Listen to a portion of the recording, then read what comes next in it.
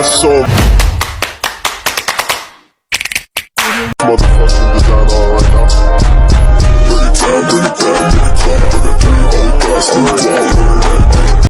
Assalamualaikum warahmatullahi wabarakatuh. Kami akan membuat pembentangan mengenai tokoh sains dan teknologi di zaman Andalusia. Pengenalan. Zaman Andalusia dikenali sebagai zaman Umayyah adalah zaman intelektual dan saintifik yang hebat berkembang di Sepanyol. Zaman ini yang berlangsung dari abad ke-8 hingga ke-13 menyaksikan kemunculan ramai tokoh saintifik dan teknologi yang memberi sumbangan besar kepada pelbagai bidang ilmu. Dalam tempoh ini, terdapat perkembangan luar biasa dalam sains, seni dan budaya dalam dunia Islam. Beberapa tokoh saintifik dan teknologi yang muncul semasa zaman Andalusia. Seterusnya ialah latar belakang tajuk.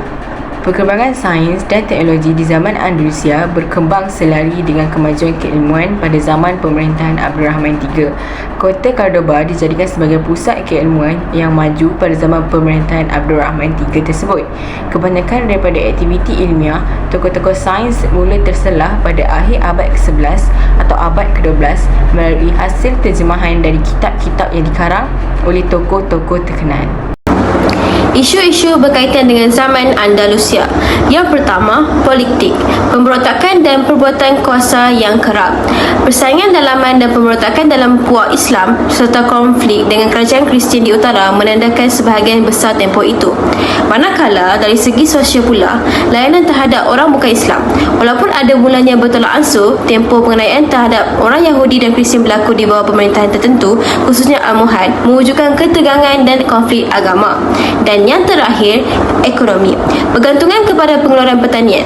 Bergantungan pada rangkaian terhad produk pertanian menjadikan ekonomi terdedah kepada kemarau dan turun naik permintaan pemasaran. Cabaran-cabaran yang berkaitan dengan zaman Andalusia. Yang pertama, politik. Ancaman luar. Al-Andalus menghadapi ancaman luar dari utara dan timur, seterusnya menjejaskan kestabilan rantau ini. Dari segi sosial pula, hubungan Muslim dan Kristian. Walaupun tempoh toleransi relatif ketegangan antara majoriti Muslim dan minoriti, Kristian membara sepanjang tempoh itu, kadang-kadang meletus menjadi konflik. Dan yang terakhir, ekonomi. Dasar percukaian dan pertanian. Dasar percukaian dan struktur pemilikan tanah berbeza-beza dan kadang-kala memihak kepada kumpulan tertentu mewujudkan jurang ekonomi. Seterusnya ialah mengenai implikasi kepada masyarakat. Yang pertama mengenai isu ekonomi, iaitu mengenai kemakmuran dan perdagangan. Semasa pemerintahan zaman Andalusia, persekitaran agama dan budaya Andalusia yang bersatu padu menjadikan perdagangan berkembang pesat. Aktiviti ekonomi ini membawa kepada kemajuan dalam pertanian, teknologi dan infrastruktur. Implikasi yang lain ialah mengenai isu sosial, iaitu wanita diberi hak dan peranan sepanjang tempoh zaman Andalusia di Sepanyol Islam. Pelbagai hak dan peranan wanita antaranya ialah pendidikan.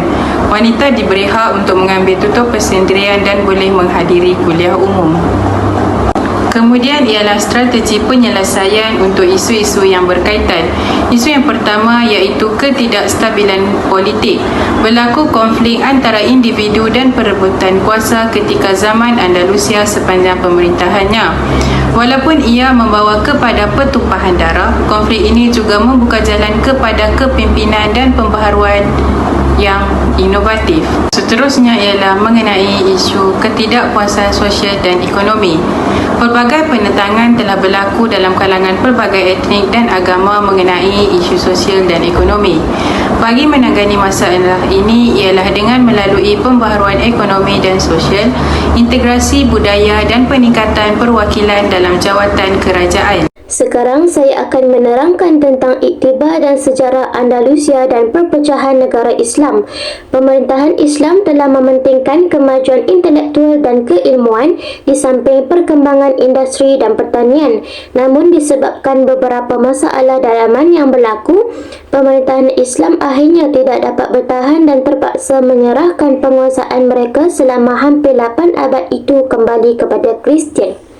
Antara faktornya adalah kelemahan kepimpinan, perebutan kuasa atau jawatan, tiada kesatuan di kalangan umat Islam, keadaan ekonomi yang lemah, kemewahan yang melampau serta tiada kesepakatan antara wahdatul fikri dan wahdatul amal dalam mentadbir.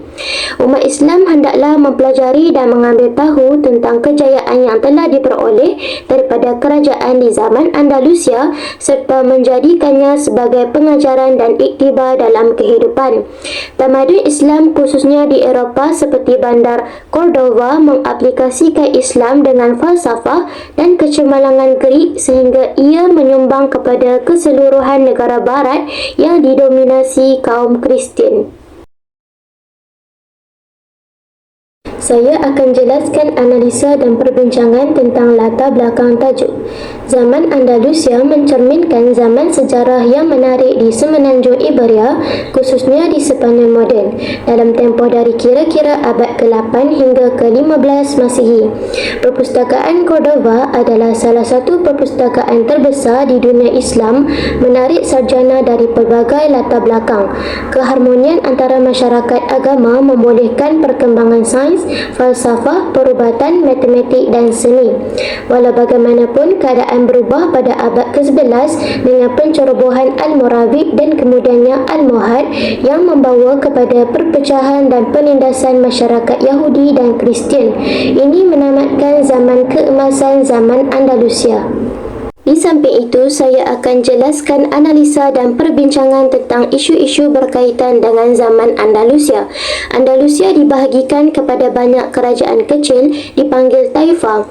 Taifa ini pada umumnya sangat lemah sehingga mereka tidak dapat mempertahankan diri mereka daripada serangan dan permintaan ukti daripada kerajaan Kristian di utara dan barat. Akhirnya, serangan ini berubah menjadi penaklukan sehingga para taifa di Andalusia meminta bantuan dari dinasti Almorabitun Almoravid. Seterusnya, faktor-faktor penyebab jurang sosial antara masyarakat di zaman Andalusia ialah perbezaan hierarki kehidupan masyarakat Andalusia. Jurang sosial boleh mewujudkan ketidaksamaan dalam peluang hidup, terutamanya dari segi pendidikan dan pekerjaan. Ini boleh menghadkan mobiliti sosial dan memberi kelebihan tertentu kepada kumpulan elit. Faktor-faktor penyebab kemerosotan ekonomi di zaman Andalusia termasuklah ketidakstabilan politik. Isu kemerosotan ekonomi di zaman Andalusia telah mengakibatkan ketidakstabilan sosial dan kerusuhan. Kemudian, cabaran berkaitan dengan zaman Andalusia.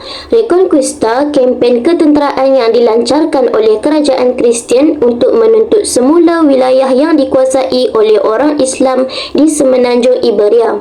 Dari aspek konflik dalaman pula, Andalusia mengalami perang saudara yang sering disebabkan oleh persaingan kuasa antara kumpulan elit, manakala dari segi sosial pula menyebabkan perdebatan dan perbezaan kefahaman agama antara golongan khususnya di kalangan ulama dan cendekiawan. Terdapat isu mengenai identiti dan kesetiaan antara kumpulan ini, terutamanya dalam konteks perubahan atau konflik politik. Dari aspek ekonomi, pengagihan kekayaan tidak sama rata akibat kewujudan struktur kelas sosial yang kukuh dalam masyarakat Andalusia menyebabkan perbezaan ketara dalam pemilikan dan peluang kepada kekayaan. Ketidaksamaan ekonomi boleh menimbulkan rasa tidak puas hati dalam kalangan masyarakat yang boleh membawa kepada ketidakstabilan sosial. Seterusnya, implikasi positif terhadap masyarakat berkenaan isu-isu di zaman Andalusia. Antaranya termasuklah kemakmuran dan pertumbuhan ekonomi. Zaman Andalusia mencapai kemuncak kemakmuran dengan pertumbuhan ekonomi yang ketara. Kejayaan dalam pertanian dan perdagangan, pembangunan sistem pengairan dan teknik pertanian yang maju dapat meningkatkan hasil pertanian. Penciptaan wang fiat dan instrumen kewangan lain membantu dalam memudahkan perdagangan dan pelaburan. Ini memberi sumbangan positif kepada pembangunan ekonomi dan kewangan masyarakat. Kemakmuran ekonomi menyokong perkembangan seni dan budaya, dapat memberi sumbangan positif kepada pembangunan masyarakat dan membuka peluang untuk kemajuan sains. Walaupun zaman Andalusia dikenali sebagai zaman keemasan dalam sejarah, terdapat juga beberapa implikasi negatif terhadap masyarakat berkaitan isu ekonomi. Antaranya ialah ketidaksetaraan pertumbuhan ekonomi, ketaksamaan dalam pendidikan dan ketidakstabilan sosial. Lain daripada itu, saya akan menerangkan tentang strategi penyelesaian terhadap isu dan cabaran yang timbul di zaman Andalusia. Khalifah Abdul Ar-Rahman III mengadakan perjanjian damai dengan pihak musuh. Perjanjian damai berjaya dimeterai antara Khalifah Abdul Ar-Rahman III dengan Umar bin Hafsun setelah pemberontak itu terkepung daripada menerima bantuan dan gentar untuk melawan kemarahan tentera Khalifah Abdul Ar-Rahman III. Seterusnya, membina pembangunan dan kemajuan. Kerajaan Khalifah Islamiyah di Andalus tidak mengabaikan pembangunan dan kemajuan kepada rakyatnya. Di samping itu, isu ketidakpuasan sosial dan ekonomi boleh ditangani melalui melaksanakan sistem cukai yang adil bagi memastikan sumbangan seimbang daripada pelbagai peringkat masyarakat, menggalakkan dan mempromosikan pelbagai ekspresi budaya untuk mewujudkan identiti bersama. Membina budaya toleransi dan menghormati perbezaan boleh menjadi strategi yang berkesan. Menyokong inisiatif budaya bersama seperti perayaan atau aktiviti seni yang melibatkan kumpulan budaya yang berbeza boleh mewujudkan platform di mana orang ramai boleh berkongsi dan meraihkan kepelbagaian. Akhir sekali, saya akan jelaskan tentang iktibar dan sejarah Andalusia dan perpecahan negara Islam. Faktor-faktor yang telah menyebabkan kejatuhan tamadun Islam di zaman Andalusia termasuklah kelemahan kepimpinan oleh kerana tiada pelan peralihan kuasa. Ia berlaku pada zaman pemerintahan terakhir Islam di bawah Badi Al-Ahmar yang menguasai wilayah terakhir Andalusia iaitu Granada. Penyerahan wilayah terakhir ini terpaksa dilakukan demi menyelamatkan maruah pemerintah Islam di bawah pimpinan Abu Abdullah daripada diguling dengan lebih teruk. Lain daripada itu, tiada kesatuan di kalangan umat Islam melalui pergolakan di kalangan masyarakat Arab di Al-Jazirah yang tidak mahu mengiktiraf kerajaan Turki Uthmaniyah. Kemudian tidak mempunyai sifat ketaatan kepada kepimpinan sehingga mereka tidak mahu mengikut nasihat khalifah dan ekonomi yang lemah. Ini dapat dilihat dengan jelas di penghujung pemerintahan kerajaan Turki Uthmaniyah yang mana mereka terpaksa menanggung hutang yang dipinjam dari bank-bank Eropah. Kejayaan mereka yang boleh dijadikan iktibar ialah kejayaan mereka membina tamadun dalam keadaan mereka mempunyai kepelbagaian bangsa dan penganut agama Samawi. Selain itu, kerjasama antara kumpulan agama dan etnik. Keharmonian antara pelbagai agama dan etnik membuktikan bahawa kerjasama dan penghormatan terhadap perbezaan agama dan bangsa boleh melahirkan masyarakat yang mampan dan cemerlang. Mereka adalah simbol ketertiban, kesopanan, kebersihan, kebijaksanaan, ketamadunan, persamaan dan kemajuan. Seterusnya ialah perbandingan dan penyelidikan terdahulu. Berdasarkan perbandingan dan penyelidikan terdahulu, zaman Andalusia merupakan pemerintahan Islam di Andalusia yang telah berlangsung hampir 800 tahun, iaitu 711 Masihi hingga 1490 Masihi, dan telah menempuh kecemerlangan yang bukan sahaja memberikan manfaat kepada umat Islam, bahkan turut menyebarkan manfaat dari kecemerlangan ilmu tersebut kepada masyarakat di seluruh dunia. Jelasnya zaman keemasan Andalusia amat terselah sekitar abad ke-11 dan 12 Masihi, iaitu semasa munculnya tokoh-tokoh ilmuwan hebat, cendekiawan agama, ahli hadis, ahli falsafah, ahli sains, kimia, fizik, matematik, kejuruteraan, ahli botani, pakar perubatan, astronomi, ekonomi, pertanian dan lain-lain lagi. Antaranya ialah kisah tokoh-tokoh ilmuwan seperti Al-Zahrawi, Abu Marwan Ibn Zur, Al-Ghafiqi, Ibnu Al-Baitar, Abdul Qasim Al-Majriti, Al-Zarqali, Abbas Ibnu Firnas, Ibnu Rushd, Ibnu Tufal, Ibnu Bajjah dan lain-lain lagi. Antara tokoh-tokoh ilmuwan ialah yang pertama, Abu Al-Qasim Al-Zahrawi, iaitu yang dipanggil sebagai Abul Qasis, yang berasal dari Cordova, merupakan tokoh ilmuwan Muslim dari Andalusia yang tersohor dalam bidang ilmu perubatan. Selain itu, Ibu Marwan Ibn Zur, iaitu dipanggil sebagai Ibn Zur, merupakan keturunan Banu Zur berbangsa Arab yang menetap di Seville. Andalusia juga merupakan antara tokoh ilmuwan yang hebat dalam bidang ilmu perubatan. Bidang Kepakaran beliau ialah berkenaan ilmu perubatan dan juga pemudahan.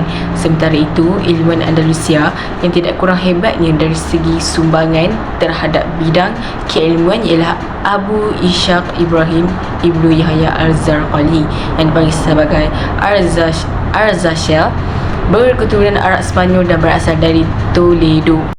Seterusnya ialah Abu Abdul Allah Muhammad Al-Idrisi yang dipanggil sebagai Idrisis, yang berasal dari Ceuta, Andalusia, merupakan pakar geografi dan ahli botani yang telah berhijrah ke Cordoba untuk mendalami ilmu pengetahuan.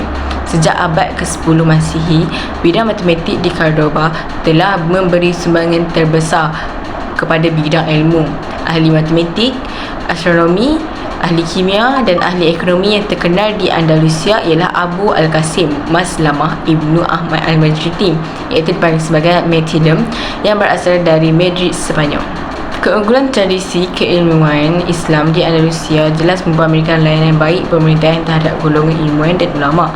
Apabila Sultan Abu Yusuf Yaqub yang menyatakan permintaan kepada Ibn Rushd supaya menulis ulasan tentang falsafah Aristotle agar ia dapat difahami dengan jelas berdasarkan ajaran Islam, iaitu yang bermanfaat. Atas sokongan yang diberikan oleh pemerintah, maka Ibn Rushd telah berjaya muncul sebagai ilmuwan yang tersohor. Jelasnya, terdapat kepedulian yang tinggi dalam kalangan para pemerintah di Andalusia terhadap kegiatan keilmuan dan kebajikan tokoh-tokoh ilmuwan. Tradisi keilmuan seperti ini merupakan antara faktor yang menjadikan budaya ilmu di Andalusia semakin berkembang subur. Kesimpulannya, tokoh saintis dan teknokrat Islam di Andalusia berjaya memberikan sumbangan yang begitu membanggakan, terutama dalam bidang sains dan teknologi. Sumbangan para tokoh saintis dan teknokrat dalam bidang sains ini telah memberi pengaruh kepada kebangkitan negara-negara barat. Minat, dorongan serta penlibatan para pemerintah Islam Andalusia dalam bidang keilmuan, terutamanya dalam bidang sains dan teknologi, telah membantu menyemarakkan semangat masyarakat Islam Andalusia untuk sama-sama memberi sumbangan di dalam memajukan ilmu pengetahuan sains dan teknologi ini.